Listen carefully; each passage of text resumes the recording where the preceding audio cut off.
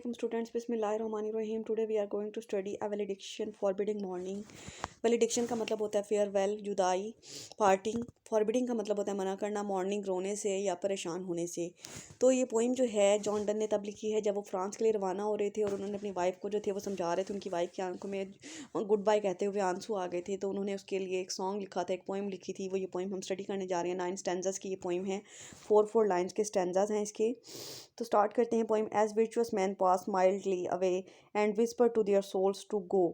अब वो कहता है कि एक कोई नेक इंसान जो होता है ना, वो बड़ी आराम से जो है ना अपनी खुशी खुशी जो है ना ग्लैडली अपनी जो है जान दे देता है, मर जाता है। And whisper to their souls to go, और उसकी रूह के निकलने का भी पता नहीं चलता, उसको कोई दुख नहीं होता। Whilst some of their sad friends do save, उसके जो आसपास के लोग होते हैं, उसके जो दोस्त होते हैं, उसके घर वाले होते हैं, उसकी फैमिली, बीवी, बच्चे, भाई बहन, उनको फ़र्क पड़ता है, वो उदास हो जाते हैं। Now his breath goes and some says no. तो ये देखिए इसकी जो पैराफ्रेज के voice people pass away so peacefully, के यानी जो नेक लोग होते हैं ना उनकी जान बड़ी आसानी से निकल जाती है। Just asking their souls go and they leave, जब उनकी रूह को जो है निकलने का कहा जाता है वो जो है इस दुनिया को छोड़ जाते हैं। That people around them their sad friends and relatives are not sure of their death, उनके जो आसपास के लोग होते हैं ना, जो उनके दोस्त होते हैं, उनको उनकी मौत का यकीन नहीं आ रहा होता। सम से दे आर डेड, कुछ कहते हैं कि इसकी वफात हो गई है, वाइल अदर से दे आर नॉट, कुछ लोग जो यकीन नहीं कर रहे होते, रो रहे होते हैं, कहते हैं नहीं ऐसा नहीं हो सकता, ये नहीं मर सकता। इसके बाद सेकंड स्टैंजा पे आ जाएं। So let us melt and make no noise, वो कहता है कि अब हमें जो है जुदा होना चाहिए, हमें कोई शोर नहीं करना चाहिए, हमें रोना नहीं चाहिए। नोट ईयर फ्लड्स, वो कहता है कि तुम्हारी आंखों में जो है ये आंसुओं का सैलाब क्यों आया। नॉट साई टेम्पस्ट मूव, और वो कहता है कि ना तुम्हारे चेहरे पे मुझे कोई गम के आसार नजर आने चाहिए। टू वेयर प्रोफेनेशन कहते हैं तौहीन को, ऑफ आर जॉयज, वो कहते हैं ये तो हमारी मोहब्बत की तौहीन होगी ना, तौहीन होगी। टू टेल द लाइट और लव, तो यानी वो कहेगा ये तो आम लोगों वाली बात कर दी है तुमने कि अगर तुम रो रही हो, ऐसे तो आम लोग करते हैं, हमारी मोहब्बत कोई आम थोड़ी है। तो इसकी पैराफ्रेज देखिए। So let us the part from each other without any outward manifestation of parting in the form of tears and sighs, वो कहता है कि अब हमें एक दूसरे से जुदा होना चाहिए बगैर किसी आंसुओं के, बगैर किसी गम के। It would be a spoiling of our love, joy of love, to let the common people know about our love, वो कहता है ये तो आम लोगों वाली बात होगी कि लोग जो है हमारी मोहब्बत का मजाक उड़ाएंगे ना, तुम तो हमारी मोहब्बत को जो है ख़राब कर रही हो ऐसे रो के या गमजदा होके। फिर थर्ड स्टैंजा में वो कहते हैं moving of the earth brings harms and fears, men rocken when it what it did and meant, but tribulation of the spheres थो ग्रेटर फेयर इज़ इनोसेंट। अब वो कहता है कि यानी जब जल्जला आता है ना ज़मीन पे, उससे जब जो नुकसानात पहुंचते हैं वो हर बंदे को इतना ज़्यादा अफेक्ट नहीं करते, यानी वक्ती तौर पे तो लोग खौफज़दा हो जाते हैं, लेकिन बाद में जो है वो इस चीज़ को भूल जाते हैं। तो वो कहता है हमारी सेपरेशन होगी वो भी वक्ती होगी। हम जब जब ज़मीन जो है जैसे वो अपने वापस अपनी जगह पे आती है जल्जले के बाद, तो उसको कोई इतना खास डैमेज नहीं होता। इसी तरह से हमारी मोहब्बतों पर कोई नुकसान नहीं आएगा। Movement of the earth causes fear and damage, यानी ज़मीन का जो हिलना होता है ना वो हमारे अंदर खौफ पैदा कर देता है और नुकसान होते हैं उसे। People tries to guess what damage the earthquake might have done, वो लोग जो है ना यानी न्यूज़ लगा लेते हैं फौरी, वो जानने की कोशिश करते हैं कि इस जल्जले से क्या नुकसान पहुंचे हैं। But the general movement of the spheres their natural relation causes no damage, लेकिन जो स्फीयर की नेचुरल मूवमेंट होती है उसको यानी जिसकी वजह से जल्जला आया होता है ना, जो स्लाइड्स होती हैं, जो रॉक्स होती हैं, उनको कोई फ़र्क नहीं पड़ता। ऑल थो it is a for greater than an earthquake in force and speed, तो बल्कि ये यानी एक इससे भी ज़्यादा होता है कि ज़लज़ले से भी ज़्यादा होता है, फोर्स में भी, स्पीड में भी, ताकत में भी, और जो है उसके स्पीड के हवाले से भी। इसके बाद फोर्थ स्टैंजा है डल सबलनरी कहते हैं कॉमन लवर्स को।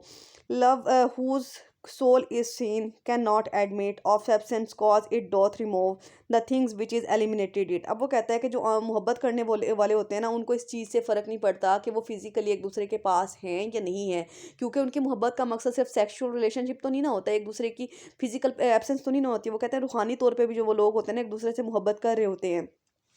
The love of the ordinary people dies in the case of separation, वो कहता है आम लोगों की जो मोहब्बत होती है ना वो जुदाई में या जुदा होने पे, सेपरेशन पे ख़त्म हो जाती है।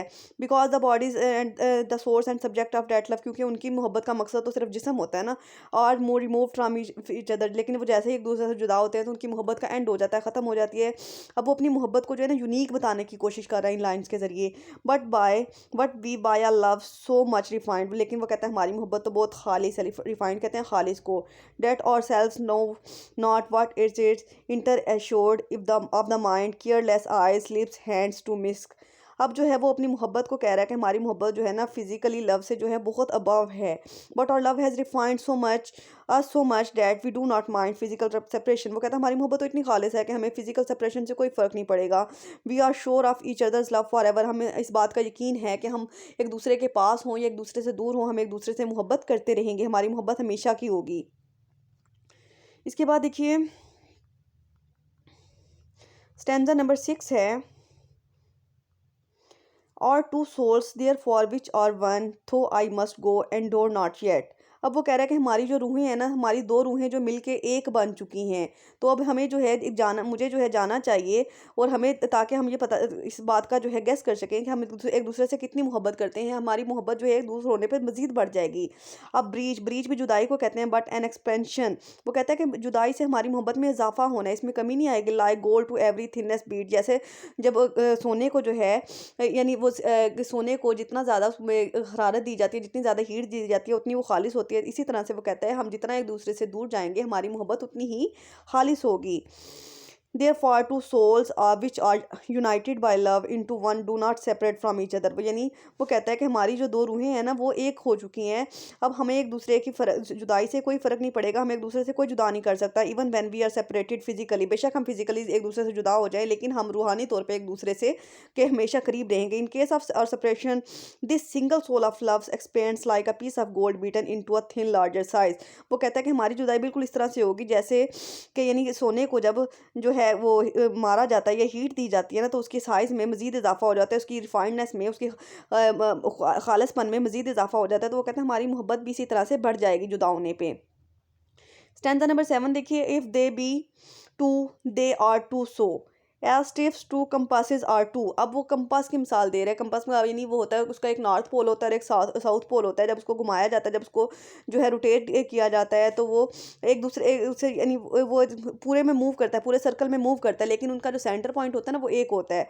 Thy soul the fixed foot makes no show to move but doth if the other do. अब वो जो है कंपास की मिसाल के जरिए अपनी वाइफ को समझाने की कोशिश कर रहे हैं। वो कहते हैं even of our souls are two not one. वो कहता है अगर हमारी जो रूहें हैं वो दो हैं, चले हम मान लेते हैं कि एक नहीं है। They are like the two legs of compass. वो कहता है फिर वो तो कंपास की जो है ना दो टांगों की तरह है, दो उसके सिरों की तरह ज्योमेट्रिकल इंस्ट्रूमेंट होता है compass. Which are joint together at the one end, जो कि एक दूसरे से जुड़ी हुई हैं। Your soul is like the fix leg of the compass.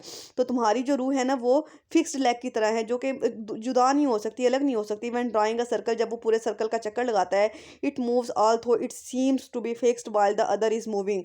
यानी जब भी हम यानी तो जब भी तुम मूव करते हो, यानी वो सर्कल में, पूरे सर्कल में कंपास मूव करता है, तो उसका जो सेंटर पॉइंट होता है वो एक होता है। वो मतलब जितना मर्जी वो सर्कल के जिस मर्जी पॉइंट पर चला जाए, लेकिन वो एक दूसरे से जुड़े हुए होते हैं। तो वो कहता है मैं भी दुनिया के जिस मर्जी कोने में चला जाऊंगा ना, लेकिन मैं रूहानी तौर पर तुमसे कभी भी दूर नहीं होऊंगा। स्टैंजा नंबर 8 है, and though it is it in the centre sit yet when the other far doth roam it leans and hearkens after it and grows erect and as that comes home. अब इस stanza में वो elastic की मिसाल के जरिए अपने जो है ना अपनी वाइफ को एनीमोर को समझा रहा है। वो कहता है कि यानी जब हम यानी इलास्टिक को खींचते हैं तो उसकी जो लेंथ होती है उसमें इजाफा हो जाता है, वो इंक्रीज़ हो जाती है। तो लेकिन जब उसको छोड़ते हैं तो यानी वो कहता है कि हमारी मोहब्बत भी जो है ना बिल्कुल इलास्टिक की तरह है। हम जितना एक दूसरे से जुदा जुदा होंगे, जितना ज़्यादा एक दूसरे से पीछे जाएंगे, उतनी हमारी मोहब्बत में इजाफा होगा। And although the fix legs remain in the centre yet when the other moves away from it it bends toward the moving leg. अब वो कहता है कि यानी अभी वो कंपास की जो है मजीद जो है ना उसके बारे में थोड़ी सी एक्सप्लेनेशन दे रहा है, और कहता है कि यानी कंपास की जो वो सेंटर वाला पॉइंट जो होता है ना वो फिक्स होता है, वो एक दूसरे से नहीं जुदा हो सकता है। तो इसी वजह से वो अपनी मोहब्बत को जो है कंपास की से भी जो है कंपेयर करता है। और फिर कहता है कि and when moving legs come back it stands up straight with it. और वो कहता है कि जब मूविंग लेग, जब उसकी रोटेशन खत्म होती है, तो वो अपनी वापस अपनी जगह पे आके खड़ा हो जाता है। इसके बाद स्टैंजा नंबर 9 है, such will thou be to me who must like the other foot obliquely run their thigh firmness makes my circle just and makes me end where I began।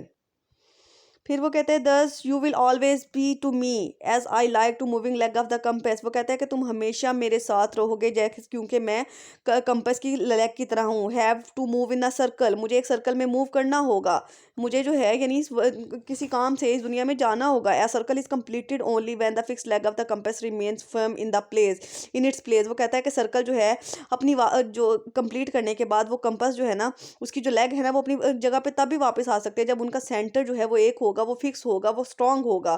तो वो कहता है कि हमें अपनी मोहब्बत को जो है मजीद स्ट्रांग करना होगा। Similarly the circle of our love can be completed only when my beloved remain fix. वो कहता है कि हमारी जो मोहब्बत का जो सर्कल है वो तभी मुकम्मल हो सकता है जब हमारी मोहब्बत जो है फिक्स होगी, हम एक दूसरे के साथ वफादार होंगे। And to me even in my absence, okay, यानी मेरी, वो कहता है कि तुम्हें मेरी एब्सेंस में, मेरी गैर मौजूदगी में, मेरी गैर हाजिरी में भी जो है मेरे फेथफुल रहना होगा, मेरे लिए लॉयल रहना होगा, किसी और के साथ जो है मोहब्बत नहीं करनी होगी। तुम सिर्फ मेरी हो, चाहे मैं तुम्हारे पास हूँ चाहे मैं दूर हूँ, तुमने हर हाल में मुझी से मोहब्बत करनी है। ये थी इस पोइम की टेक्स्ट। आई होप सो कि आपको लेक्चर के अच्छे से समझ आ गई है। कोई भी कन्फ्यूजन हो तो आप मुझसे पूछ सकते हैं। अल्लाह हाफ़िज़।